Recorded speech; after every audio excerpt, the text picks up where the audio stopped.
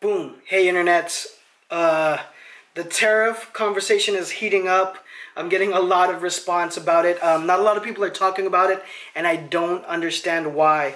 In any case, Lana Dean Renee asked, but okay, so from another video where I was talking about clothing producers are shook in China and they're trying to figure out what to do. Click on one of my prior videos the last couple of weeks that I've dropped, and we're talking about the tariff war that's happening between the U.S. and China via the Trump administration, and it's making people nervous in terms of adding cost to the goods that are coming in from China. So context. Here we go. So Lana Dean says, but wouldn't it be more cost effective to manufacture in the U.S. rather than China? I thought at one time I heard that manufacturing was moving back to the U.S. So I touched on this on one of the videos that I recorded just like the other day, but I wanted to have a video where I house this subject on its own for this conversation. So my short answer is no. Now, U.S. production, domestic production has really gone leaps and bounds. And then there's kind of another category where people are going for organic and going kind of that direction as well. And so trying to get everything done here is a great idea. I would love for that to be the case, because then you don't have to do with shipping and logistics and that sort of thing. And then you're literally getting product made in another country. But what I'm here to say is that has been the norm for decades. It's been the norm for decades.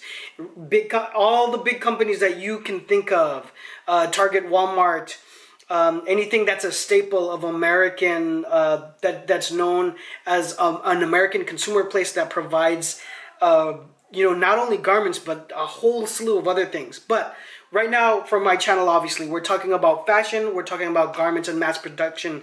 Within that sense, China has been the king of that and those categories for decades. So if you're a fan, or if you're subscribed, I should say, to my channel, you've heard me talk about this at length. Every multi-million brand which I've worked at, last 5, 6, 7 brands that I've been in-house, we've dealt with China. So there'll be a production manager who's used to dealing with China. And I'm used to dealing with China. 2 companies ago, I was flying to China 4 times a year, to both Guangzhou and Shanghai, for production for different categories of the apparel. So, this might change that, but will it change the US's ability to kind of match that type of production? No way. No way. It would take decades to come close to it. But the type of work that they're able to grind out in China is crazy. Being there in person, I know that many places will work 7 days a week, and on Sunday they'll get a half day. This is the type of work ethic that they'll do to crunch deadlines and get things done at a low price. And then the biggest thing that you have to deal with is logistics. And when I say logistics, it's getting that massive product over from China to the shores over here. So you're dealing with freights, and that's the biggest thing, is the wait time. You're looking at about 60 days in commerce.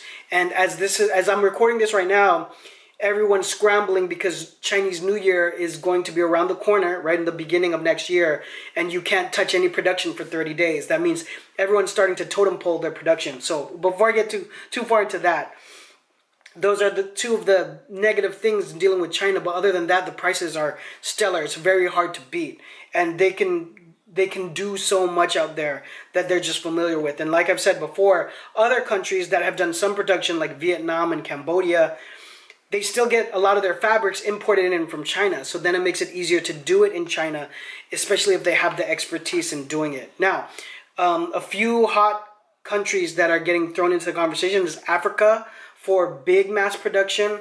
Vietnam and Thailand is in the conversation now for smaller quantities, or just trying to test out what those factories are looking like. Their factories are getting contacted at a high rate because mid-size and big companies are trying to make plans in case certain product lines can be developed in other countries. So this is a big deal.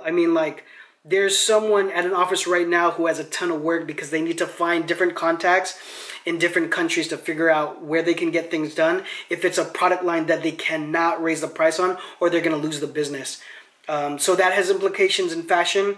As you guys know, I will keep following it and I'll let you know what I see. So, Miss Renee, thank you so much for the question. Hope that gives you some context. You guys have any other questions, drop them all down below. Follow me on social media when you get the chance. I'll see you guys on the next one. Bye.